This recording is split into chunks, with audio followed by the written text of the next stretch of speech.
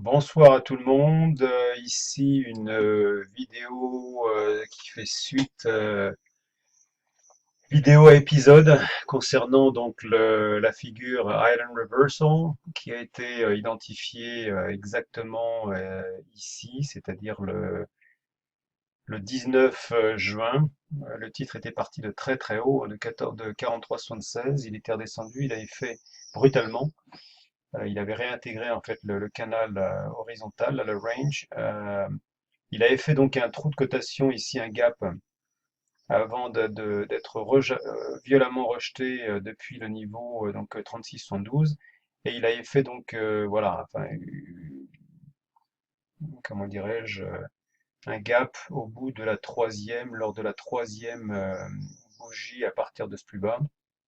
Et là, il est parti comme une flèche vers son objectif théorique concernant ces figures extrêmement puissantes.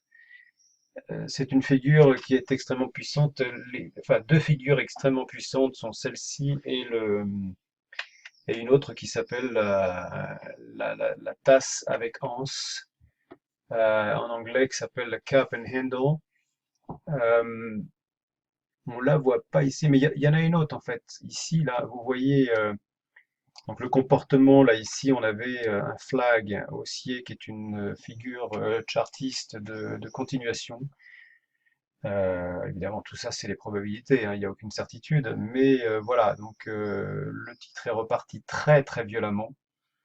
À vérifier, mais je crois que cette figure, parce que bon, voilà, moi je m'attache à identifier quelques figures chartistes, quelques configurations, et les autres, soit je les ai pas encore pleinement étudiées, soit je les considère suffisamment peu significatives en termes de prédiction, de mouvement, etc., etc.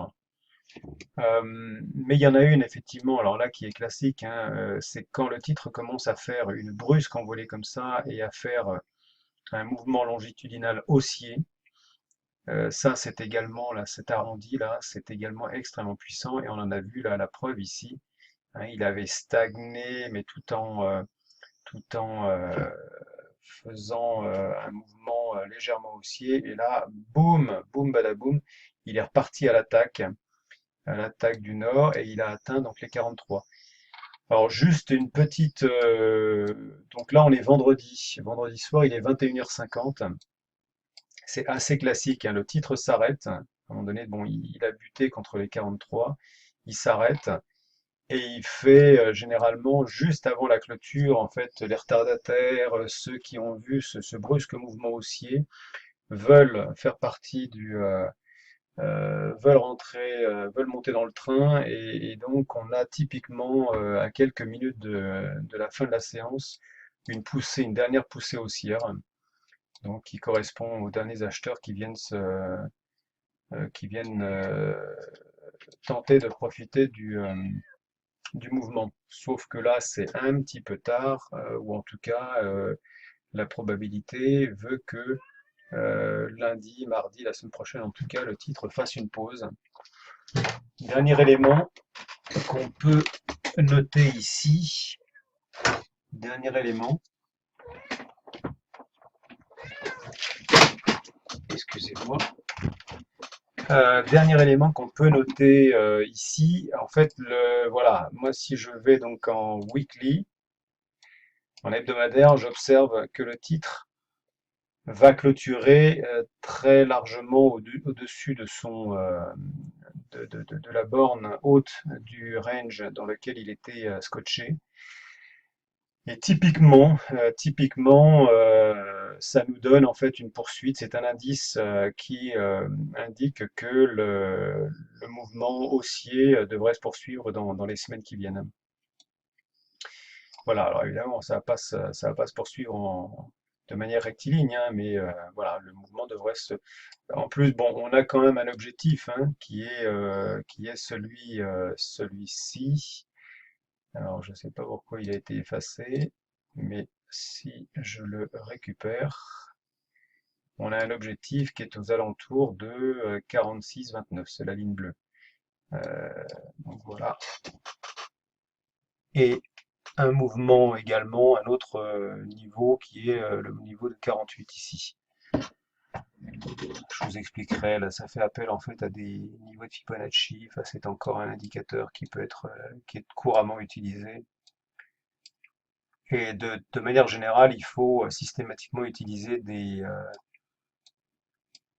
pas toujours, non, j'allais dire qu'il faut privilégier en tout cas les outils les plus couramment utilisés par les opérateurs de marché. En tout cas, ça nous indique d'utiliser ces indicateurs, qu'ils soient chartistes ou techniques, ça nous permet de voir ce que les grosses mains voient sur le marché et d'agir en conséquence. Mais on peut parfaitement compléter notre arsenal d'outils pour affiner, compléter notre perception des marchés et notre estimation de la probabilité d'un mouvement. Voilà ce qui pouvait être dit sur cette figure. Il y aura peut-être une suite hein, si on voit le titre atteindre ses objectifs, bien sûr. Sachant que là, il est très très près. Et moi, j'ai pris une partie de mes positions. J'ai pris en fait les 3/5 de ma position, de mes gains. Enfin, j'ai pris mes gains sur 3/5 de ma position. Et j'attends de voir pour le dernier de 5e. Je renforcerai ou pas selon le comportement du produit, les titres. Voilà, j'espère que cette nouvel épisode de l'Island Reversal sur JD, le titre chinois JD, concurrent d'Amazon apparemment, euh, vous aura apporté un éclairage complémentaire et vous accompagne sympathiquement dans votre cheminement vers les marchés financiers. Bonne soirée, bon week-end à tous.